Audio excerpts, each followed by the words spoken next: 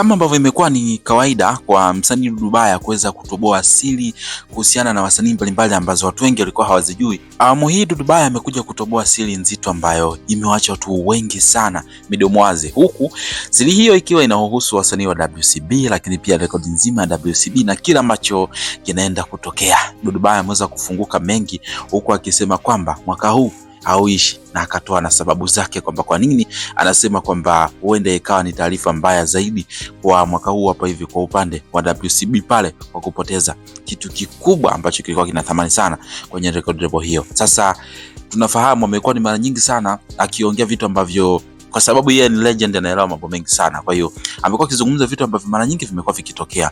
I don't know kwa nini vimekuwa vikitokea, lakini nadhani kuna kitu ambacho huwa hakiko sawa na anakielewa, na ndio maana amekuwa akiongea na anakuwa anatokea mule mule ambapo Dudu Baya amekuwa akizungumza. Sasa katika hili hapa mimi naomba niliwasilishe ikiwa kama ni nukuu juu ya vile ambavyo ameweza kuongea. Ni kwa sababu tu ya masuala ya copyright ndio bado nimeshindwa kuwekea video, kwa sababu ile video ameweza kuipublish kwenye podcast ya watu wengine, so nimeshindwa kuichukua na kuja kuwekea hapa hiyo clip.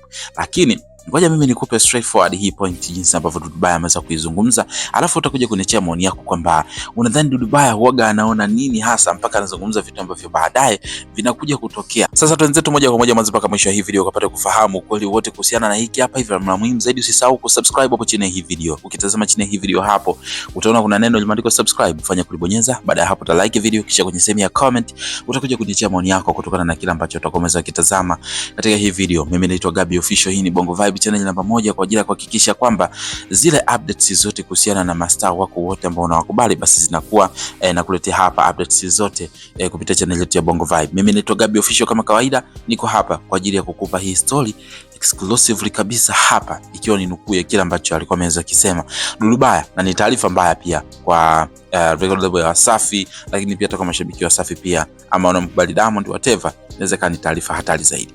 Sasa tunafahamu vizuri kuhusiana na kwamba jamaa huyo amekuwa akiongea mambo mengi sana ambayo ni fact. Licha ya kwamba tunafahamu yeye hayuko vizuri sasa hivi kimuziki, lakini ni legend ambaye anajua mambo mengi sana. Dudu Baya amekuwa akitoboa siri nyingi kuhusiana na wasanii, ambazo siri hizo watu wengi walikuwa hawazijui, lakini wanakuja kufahamu baada ya Dudu Baya kuweza kutoboa. Na cha kushangaza zaidi ni kwamba mengi ambayo amekuwa akiyasema yamekuja kujidhihirisha kuwa na ukweli baada ya kuwa yanatokea kama vile ambavyo yeye alikuwa anasema. Sasa tunafahamu vizuri kwamba Diamond Platnumz pale WCB yeye ndiye mmiliki wa ile record label, lakini moja kitu ambacho Dudu Baya amekuja kukisema kuhusiana na hiyo record label ndicho kitu ambacho kinaweza kukushangaza zaidi na kimewaacha watu wengi sana na maoni tofauti tofauti, wakisema kwamba kwani huyu jamaa yeye huaga anafikiria wapi. Kwanza kabisa ni kurudisha kwenye kauli moja ambayo Dudu Baya alisema kwenye moja interview, alisema kwamba watu wengi sana maarufu na wasanii wengi sana maarufu sana waga mafanikio yao ni yanaendana na ushirikina pamoja na ushetani mwingi sana. Yani kuna kuaga na ile nguvu za giza zimetawala katika mafanikio yao. Ndio maana kuna mambo ambayo yanafanyika, unakuta sometimes tunasikia masuala ya ushoga, tunasikia masuala ya nini na vitu kama hivyo mengi zaidi wakati tunasikia kwenye ile swala.